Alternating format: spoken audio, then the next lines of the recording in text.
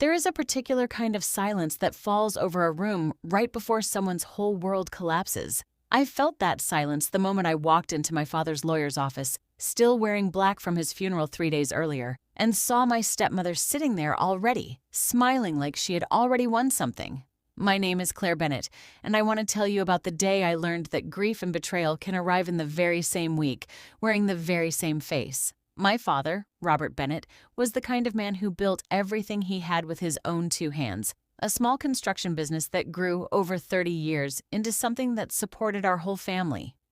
He married my stepmother Diane when I was 19, 2 years after my mother passed away. I welcomed her.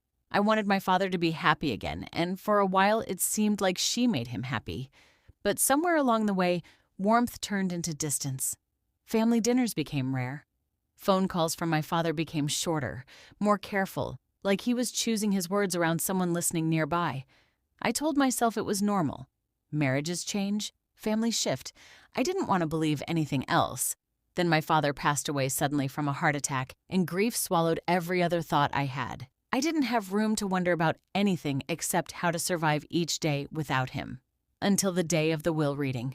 I sat in that lawyer's office, hands folded in my lap, still raw with loss, when Diane turned to me with a small, practiced smile and said the words that would change everything. I think it's time everyone knew the truth, Claire. You were never really part of this family the way you think you were. I felt the air leave my lungs, but what I didn't know that day, sitting there, stunned, grieving, and utterly unprepared, was that the very same lawyer sitting across from us was about to unravel a secret Diane had spent years trying to bury. "What do you mean?" I asked, my voice barely above a whisper. Diane leaned back in her chair, entirely too composed for someone sitting in a room heavy with grief. "Robert changed his will 2 years ago," she said. "Everything goes to me. The house, the business, all of it. You were written out, Claire. I'm sorry you have to hear it this way. But it's the truth." I felt something inside me shatter, not just the loss of an inheritance, the loss of the last piece of my father I thought I still had. Had he really done this? Had the man who taught me to ride a bike, who walked me down the aisle at my wedding, who called me every single Sunday without fail, quietly decided I meant nothing to him at the end? I sat there broken, staring at my hands, trying to breathe through the wave of grief and confusion crashing over me at once. Diane's expression barely shifted. If anything, there was a flicker of satisfaction behind her practiced sympathy, like she had been waiting months to say those words out loud. For a moment, I almost believed her. That's the cruelty of grief. It makes you doubt everything, even the people you loved most, even the love you were sure of. I thought about the last few months, the distance, the shorter phone calls, and a terrible thought crept in. Maybe I really had lost him long before he died, but something didn't sit right. My father was many things, but careless was never one of them. He didn't make decisions quietly or without reason, and looking at Diane's face, that barely hidden satisfaction, I felt a small, steady voice inside me refuse to accept her version of the story. I looked at the lawyer, an older man named Mr. Harrison, who had worked with my father for over a decade, and I asked him directly, "Is that true? Is that really what my father wanted?" Mr. Harrison set down the folder in his hands, glanced briefly at Diane, and said something that made the entire room go still. "Actually, Mrs. Bennett, that's not accurate at all." Diane's smile faltered for the first time since I had walked into that room.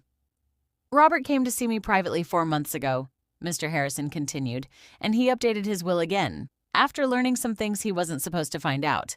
The room fell into a silence so complete I could hear my own heartbeat. Diane's composure cracked, just slightly, the way ice cracks right before it breaks apart entirely. Mr. Harrison explained, calmly and clearly, that my father had discovered financial records showing Diane had been quietly transferring money out of the business accounts for over a year, funneling it into accounts under her sister's name. He had also learned, through a conversation with an old family friend, that the version of events Diane had been telling him about my supposed distance from the family had been carefully, deliberately shaped. Messages never delivered, calls discouraged, small lies stacked patiently on top of each other until my father believed I had pulled away from him, when in truth, she had been pulling us apart the entire time. "He didn't write you out, Claire," Mr. Harrison said gently. "He wrote her out. The house, the business, everything reverts to you. He left a letter for you as well, which I was instructed to give you only after this conversation took place." I sat frozen, tears finally falling, not from pain this time, but from something closer to relief. The realization that my father had never stopped loving me, not for a single day. He had simply been fighting a battle I didn't know existed, trying to protect me from a truth he hadn't fully uncovered until it was almost too late. Diane sat in her chair, pale and silent, the mask finally gone, replaced by the quiet panic of someone who had run out of lies to hide behind. She did not speak. There was nothing left for her to say. I opened my father's letter later that night, alone in my apartment, and read words that finally gave me peace. Claire, if you're reading this, I found out the truth too late to fix things the easy way, but not too late to fix them the right way. Never doubt how much I loved you. I'm sorry it took me so long to see clearly. I think about that day often. How close I came to believing a lie about my own father, simply because grief made me vulnerable, and betrayal wore such a convincing disguise. But the truth, I've learned, has its own patience. It waits quietly, even when we've stopped looking for it, and it finds its way home exactly when we need it most. My father never stopped protecting me, not even from beyond the very end. End.